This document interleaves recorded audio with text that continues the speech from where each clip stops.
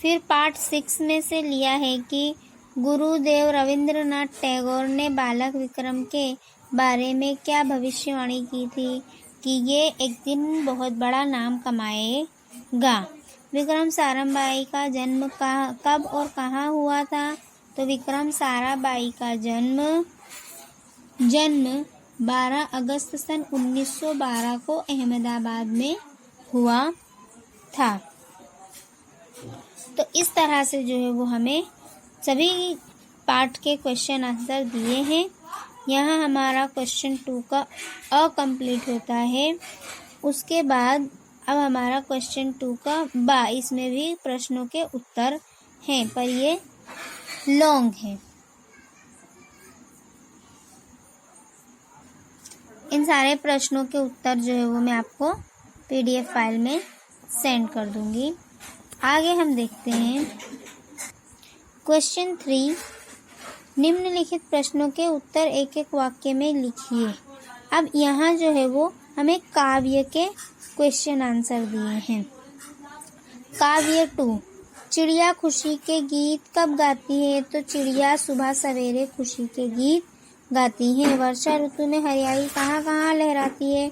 तो वर्षा ऋतु में हरियाली वनों में, बागीचों में, चमन में लहराती, मैदानों में लहराती है। आपको ईश्वर की याद कब आती है? जब हम इस दृष्टि के मनोहर दृश्य को देखते हैं तब हमें ईश्वर की याद आती है। आगे, सभी धर्मों का सार क्या है? सभी धर्मों का सार एक ही है। अलग अलग फूलों की माला किसका प्रतीक है? तो अलग अलग फूलों की माला हमारे देश की जो विविधता में एकता वाली विशेषता है उसका प्रतीक है।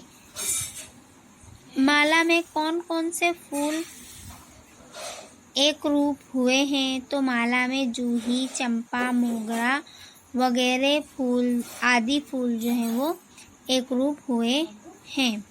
हिंद देश के निवासी कविता में विविध प्रकार के फूल किस बात के प्रतीक हैं? तो हिंद देश के निवासी कविता में विविध प्रकार के फूल इस बात के प्रतीक हैं कि भारत ही एक ऐसा मुल्क है जहां अलग अलग धर्म के प्रजाति के मानने वाले हैं, लेकिन फिर भी सब एक होकर रहते हैं। आगे,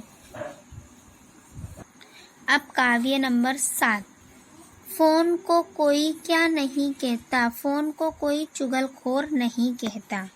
बादल का बाप और बेटा कौन है? तो बादल का बाप और बेटा पानी है। माचिस कैसा नगर है? तो माचिस एक ऐसा नगर है जहाँ सारे चोरों के मुंह जो है वो काले होते हैं, जिसमें बहुत सारे चोर रहते हैं। इसके बाद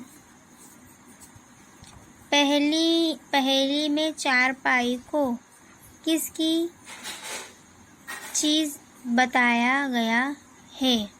सोने की चीज बताई गई है।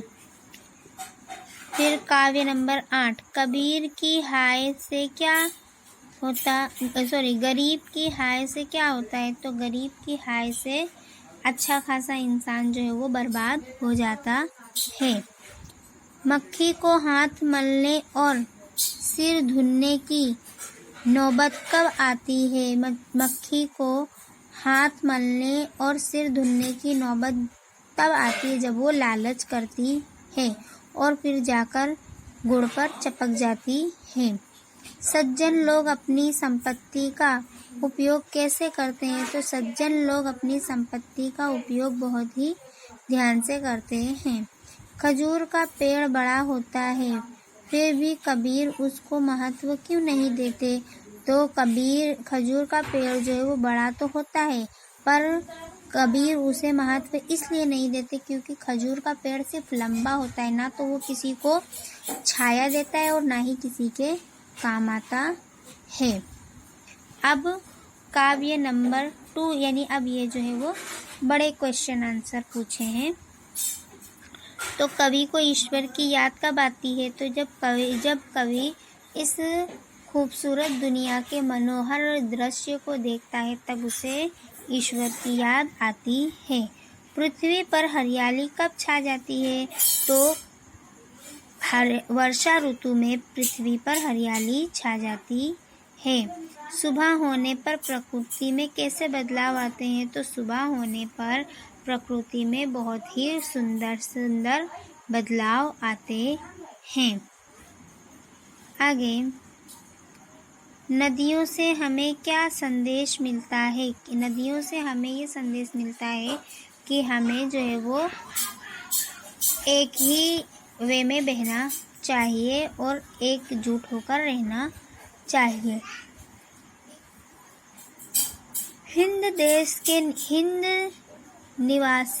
हिंदवासियों में कैसी विविधताएं हैं? तो हिंदवासियों में विविधता में एकताएं हैं। हमारे देश की क्या विशेषता है? विविधता में एकता ही हमारे देश की विशेषता है। उसके बाद काव्य 7, पहेली का क्या महत्व है? तो पहेलियों से हमें हमारा मनोरंजन होता है।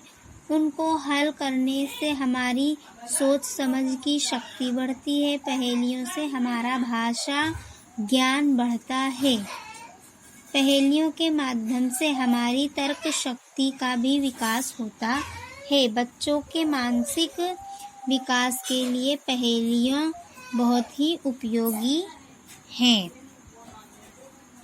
इसके बाद शेर कैसा राजा है? तो शेर एक ऐसा राजा है कि जो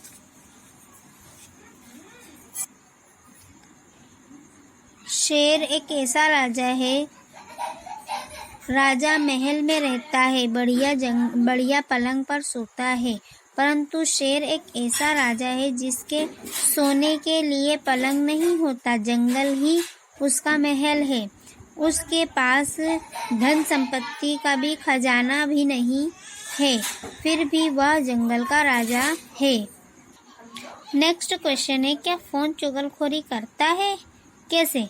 तो हाँ, फोन चुगलखोरी करता है। वो इधर की बात उधर और उधर की बात इधर लगाता है ना। हम फोन में बात करते हैं तो इसका मतलब यही है। आगे 8वीं कविता में रहीमन सज्जनों के परोपकारी स्वभाव के बारे में क्या कहते हैं?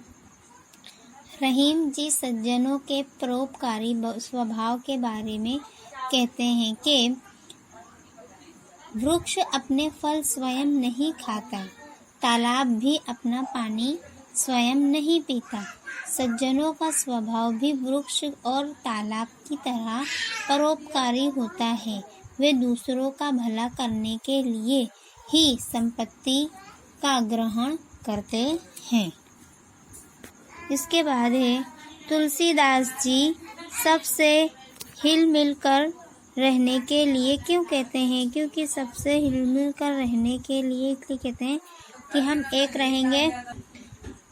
हिल मिल कर रहने के लिए नदी और नाव के संयोग का उदाहरण देते हैं। इसके बाद है कबीर जी लालच को बुरी बला क्यों कहते हैं? कबीर जी लालच को बुरी बला इसलिए कहते हैं कि कबीर जी लालच को बुरी बला क्यों कहते हैं? तो कबीर जी लालच को बुरी बला इसलिए कहते हैं क्योंकि लालच व्यक्ति की बुद्धि और उसके विवेक को नष्ट कर देता है। मक्खी लालच के कारण ही गुड़ पर बैठती है और उसमें फंस जाती है। लालच के कारण ही मक्खी जो है वो गुड़ पर बैठती है और उसमें फंस जाती है, फिर वही पछताती है पर उसमें से निकल नहीं पाती है। उसी तरह जो व्यक्ति लालच में पड़ता है वह अंत में पछताता है। इसलिए कबीर जी जो है वो लालच को बुरी चीज कहते हैं। बड़े लोगों को निरुपयोगी बताने के लिए खजूर के पेड़ का उदाहरण क्यों दिया गया है? तो खजूर के पेड़ का उदाहरण इसलिए दिया गया है कि उससे पथिक को न छाया मिलती है न उसके फल मिलते हैं। उसी तरह बड़े लोगों की मनोवृत्ति संकुचित होती है, उनसे दूसरों को कोई लाभ नहीं होता है। तो यहाँ जो है वो हमारा प्रश्न 3 का बा कंप्लीट होता है। अब हमारा आएगा प्रश्न 3 का वाक्य की पूर्ति कीजिए। हमें जो है वो काव्य पंक्ति दी गई है हिंद देश के निवासी वाली, तो वो हिंद देश के निवासी से शुरू करके हमें माला में एक है यहाँ तक पूरा है करना है। फिर हमारी दूसरी लाइन है गंगा यमुना ब्रह्मपुत्रा कृष्ण कावेरी, ये सारी यानी दूसरा स्टैंजा नहीं, ये 2 पंक्तियाँ दी, और भी दे सकती हैं पर फिलहाल के लिए इसमें यही दोनों दी गई हैं। इसके बाद यहाँ हमारा क्वेश्चन 3 पूरा होता है। अब हमारा आएगा क्वेश्चन नंबर 4 का अ। निम्नलिखित मुहावरों के अर्थ लिखकर वाक्यों में प्रयोग कीजिए, यानी हमें जो है वो इनका अर्थ लिखना है। और देखो यहाँ नीचे उत्तर दिया ही गया है ना। तो कोई चारा ना होना यानी कोई उपाय ना होना, डाका डालना यानी चोरी करना, फूट फूट कर रोना यानी बहुत तेज तेज रोना, अधिक रोना, फिर मार खा जाना यानी कि नुकसान होना, हक्का बक्का रह जाना यानी आश्चर्यचकित रह जाना, फिर फूटी कोड़ी ना होना यानी 1 भी रुपया ना होना, पानी पानी हो जाना यानी शर्मिंदा हो जाना, हाथ मलना यानी कि पछताना, सिर धुनना इसका भी मतलब यही होता है पछताना, हिल मिल कर चलना यानी कि सहयोग देना, लो भस्म हो जाना यानी कठिन चीज़ों का नाश हो जाना। इसके बाद प्रश्न 4 का बा। निम्नलिखित शब्दों का लिंग परिवर्तन कीजिए। अभी हम यहाँ में जो है वो लिंग परिवर्तन करना है, यानी कि स्त्रीलिंग पुल्लिंग। जैसे यहाँ दिया है अभिनेता, तो अभिनेता का स्त्रीलिंग क्या होगा? अभिनेत्री, तो यहाँ अभिनेत्री दिया हुआ है। फिर लुटेरा लुटेरिन, घोड़ा घोड़ी, शेर शेरनी, सुनार सुनारिन, फिर राजा रानी, बंजारा तो बंजारिन, सेठ सिठानी, नाग नागिन, शिक्षक शिक्षिका, फिर लड़का तो लड़की और नर तो नारी। तो यहाँ नारी दिया है तो हमारे को यहाँ क्या आएगा? नर, है ना। तो ये लिंग परिवर्तन आए तो इस तरह से हमें जो है वो स्त्रीलिंग और पुल्लिंग में कन्वर्ट करना है। तो ये था हमारा प्रश्न 4 का ब। अब उसके बाद आएगा प्रश्न 4 का कहावतों का अर्थ स्पष्ट कीजिए। हमें कहावतें दी हैं, उसका अर्थ स्पष्ट करके जो है वो वाक्य में लिखना है, पर इसमें वाक्य नहीं दिया गया कि लिखना है कि नहीं। तो अब पछतावे होत क्या, जब चिड़िया चुग गई खेत, यानी कि नुकसान हो जाने के बाद पछतावा करने से कोई मतलब नहीं है, कोई लाभ नहीं है। काला अक्षर भैंस बराबर, यानी बिल्कुल अनपढ़ होना। आम के आम गुठलियों के दाम, यानी दोहरा लाभ, यानी कि आम भी मिले और गुठलियों के दाम भी मिले। इसी तरह जो है वो बोला गया है कि आम के आम और गुठलियों के दाम। जब हम किसी को टोन मारते हैं, किसी के ऊपर कहावत बोलना होता है, तो हम इसी तरह के जो है वो सेंटेंस का यूज़ करते हैं। आगे चौथा नंबर है जैसी करनी वैसी भरनी, यानी कि जैसा तुम करोगे वैसा ही तुम्हें जो है वो फल भी भुगतना पड़ेगा, है ना। कर्म के अनुसार फल मिलना। फिर उसके बाद है 5 नंबर, सांच को आँच नहीं, यानी जो सच्चा व्यक्ति होता है उसे कभी कोई डर भय नहीं होता। उसके बाद खोदा पहाड़ निकली चुईया, यानी अधिक मेहनत करने के बाद उसका जो फल है वो कम मिलता है। तो ये था हमारा मुहावरे कहावतें। तो ये कहावतों का जो है वो अर्थ भी हमने बता दिया है। अब हम देखेंगे क्वेश्चन 4 का डा। निम्नलिखित शब्दों के वचन बदलिए, यानी कि एक वचन और बहुवचन में कन्वर्ट करना है। तो अब ये भी देख लेंगे, यहाँ उत्तर भी आपको दिया हुआ है, मैं इसकी PDF फाइल आपको सेंड कर दूंगी। चिड़िया तो चिड़िया, काली तो कली तो कलियां, बूंद बूंदें, दरवाजा तो दरवाजे, लड़की लड़कियां, फिर लड़का तो लड़के, किताब किताबें, नदी नदियाँ, नारी नारियाँ, लिफाफा लिफाफे, फिर माली माली, माली का माली ही होगा। ओके, इसके बाद है क्वेश्चन 4 का ई। निम्नलिखित शब्दों के विरुद्धार्थी शब्द यानी ऑपोजिट वर्ड हमें लिखना है। सत्य तो असत्य, बुरा तो भला, धनी तो गरीब, रात दिन, आदर अनादर, फिर नियमित अनियमित, मृत्यु तो जीवन, सुबह तो शाम, जंगली पालतू, काम कम तो ज्यादा, दोष गुण निर्दोष, दोष का निर्दोष, फिर कठिन तो सरल, है ना। तो ये था हमारा ऑपोजिट वर्ड। इसके बाद निम्नलिखित शब्दों से भाववाचक संज्ञा बनाइए। सच्चा तो सच्चाई, ऊंचा तो ऊंचाई, बच्चा तो बचपन, लंबा तो लंबाई, अमीर तो अमीरी, बूढ़ा तो बुढ़ापा। तो ये थी भाववाचक संज्ञा, यानी कि जिसमें भाव पैदा हो, है ना। इसके बाद है, तो यहाँ पर जो है वो हमारा क्वेश्चन 4 जो है वो पूरा होता है, यानी कि ग्रामर पोर्शन हमारा पूरा होता है। अब जो हमारा क्वेश्चन नंबर 5 है, इसके अंदर हमें निबंध लेखन आएगा, कहानी लेखन आएगा और पत्र लेखन लिखना होगा, है ना। तो सबसे पहले हमें जो है वो निबंध लिखना है, यानी ऐसे राइटिंग है। तो हमें ये टॉपिक्स दिए हुए हैं, आपको जो भी याद हो, जो भी अच्छा लगे उसके बारे में जो है वो आपको लिखना है। जैसे मेरी छोटी बहन, तो जिसकी छोटी बहन नहीं है तो वो क्या करें, है ना। तो फिर वफादार जानवर कुत्ता, तो वफादार कुत्ता जो है जानवर जो है वो कुत्ता होता है, और ये बात सदियों से ही आप जानते हैं। इसके बाद है कथनी करनी एक समान, यानी कि इसके ऊपर जो है वो हमें निबंध लिखना है। उसके बाद है मेरा प्रिय वैज्ञानिक विक्रम साराभाई, जो हमारे 6 चैप्टर में विक्रम साराभाई हैं, उनके बारे में से जो है वो हमें माहिती इकट्ठा करना है और फिर उसे निबंध के तौर पर लिखना है।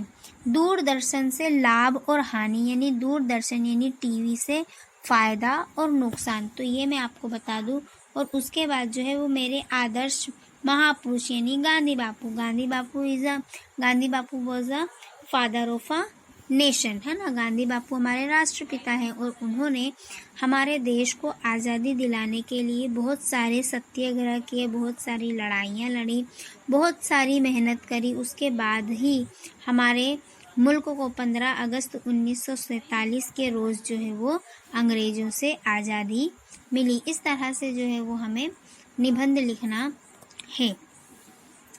उसके बाद हम चलते हैं दूरदर्शन से हानि और लाभ, यानी कि फायदा और नुकसान। दूरदर्शन यानी टीवी देखने से लाभदायक या हानिकारक, तो आज घर घर में दूरदर्शन आ गया है। अपनी लोकप्रिय के कारण वह हर परिवार के लिए अनिवार्य बन गया है। प्रत्येक प्रस्तुत से कुछ भी लाभ के साथ कुछ हानियां भी होती हैं, यानी कि जब कोई चीज़ हमें फ़ायदा पहुंचाती है तो उससे हमें नुकसान भी होता है, परंतु दूरदर्शन तो लाभों का खजाना है। यह हमें देश विदेश में होने वाली घटनाओं की जानकारी देता है। उन घटनाओं की जीवंत दृश्य भी दिखाता है। बाढ़, अकाल, भूकंप आदि से होने वाले नुकसान दूरदर्शन पर देखकर हमारी मानवता जाग उठती है ना। तो इस तरह से जो है वो हमें दूरदर्शन के हानि और लाभ से पता है अभी लास्ट पैराग्राफ में। परंतु टीवी देखने से बच्चों की पढ़ाई में भी बाधा पड़ती है। खेल कूद छोड़कर टीवी से चिपके रहने के कारण उनके स्वास्थ्य पर बुरा असर पड़ता है। जो चश्मा पहले बुढ़ापे में आता था वह अधिक टीवी देखने से बचपन में ही आ जाता है। टीवी के कारण हमारा आपसी मेल जोल कम हो गया है और हमारे हरे भरे रिश्ते सूखने लगे हैं। क्रिकेट मैच जैसे कार्यक्रमों में हमारा कितना समय बर्बाद हो जाता है इसका कोई हिसाब नहीं। वास्तव में हमें टीवी का उपयोग सीमित करना चाहिए।